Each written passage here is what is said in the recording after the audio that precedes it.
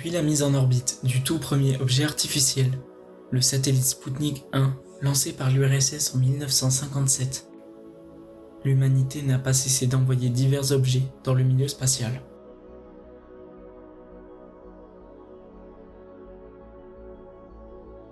Généralement en orbite autour de la Terre, certaines sondes ont cependant eu la chance d'approcher, voire de se poser, sur d'autres corps du système solaire. La Lune,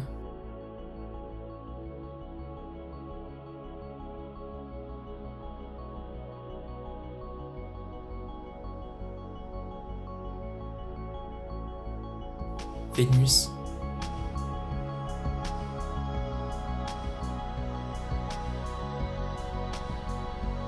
Mars.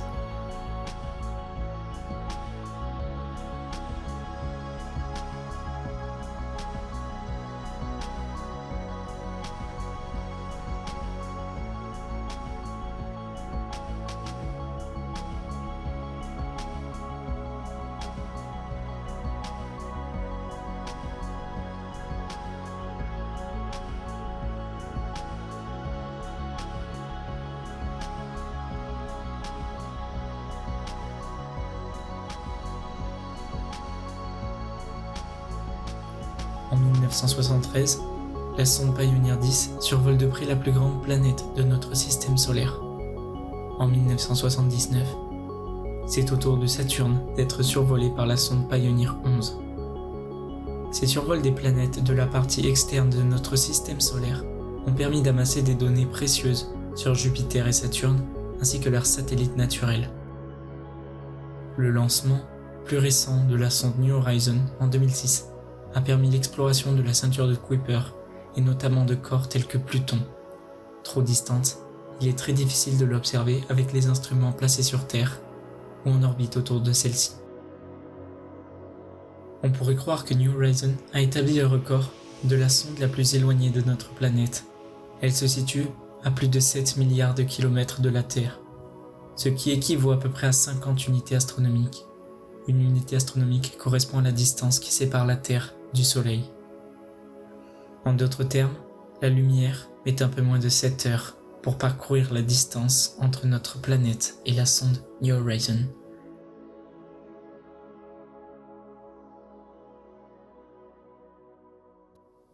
Mais le record revient à une sonde qui se situe actuellement bien plus loin de la Terre. Sa sœur, la sonde Voyager 2, est actuellement la seule sonde ayant survolé les 4 planètes gazeuses de notre système solaire. Elle est officiellement sortie du système solaire à la fin de l'année 2018. Elle se situe actuellement à plus de 126 unités astronomiques de la Terre.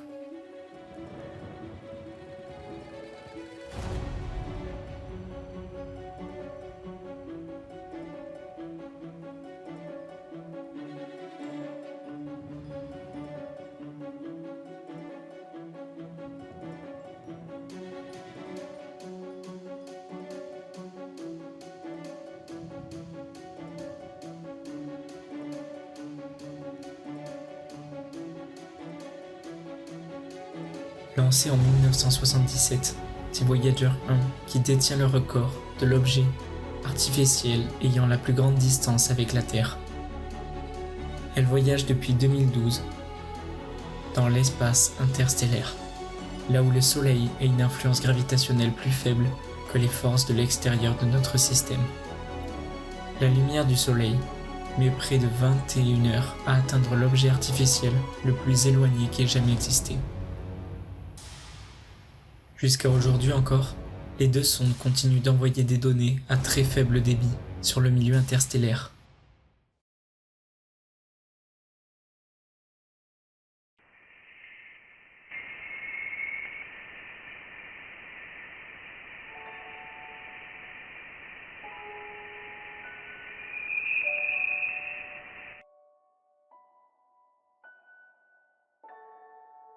C'est grâce au Deep Space Network, un réseau de la NASA constitué de 3 stations sur Terre, optimisé pour la communication lointaine, qu'il nous est possible de recevoir ces données si précieuses pour la recherche scientifique et la compréhension de notre univers. Jusqu'alors, nous pouvons recevoir et communiquer avec les deux sondes. Mais cela fait plus de 40 ans que ces deux sondes parcourent des distances astronomiques et bientôt viendra le jour où nous perdrons contact avec les objets les plus lointains conçus par l'humanité. En observant la dégradation des systèmes d'alimentation des sondes, et ce malgré l'économie maximale dans laquelle les sondes sont plongées, on estime qu'elles ne seront plus en mesure de fournir et recevoir des données d'ici 2025. Récemment, la NASA a procédé au rallumage des propulseurs de Voyager 1 qui a permis d'aligner correctement l'antenne de celle-ci en direction de la Terre. Mais ce seront sûrement les dernières manœuvres de Voyager 1 qui se dirigent maintenant vers l'étoile Gliese 445. C'est donc dans 40 000 ans qu'un objet lancé par l'humanité s'approchera d'une autre étoile. Au même moment, Voyager 2 devrait elle aussi atteindre Ross 248, une naine rouge située aujourd'hui à une dizaine d'années-lumière de notre étoile. Ces sondes sont des fragments de l'espèce humaine née sur Terre en tant que voyageuses cosmiques. Chacune de ces sondes, à l'instar de Pioneer 10 et 11, transporte un disque en or, gravé, contenant des musiques, des images et des sons de la Terre.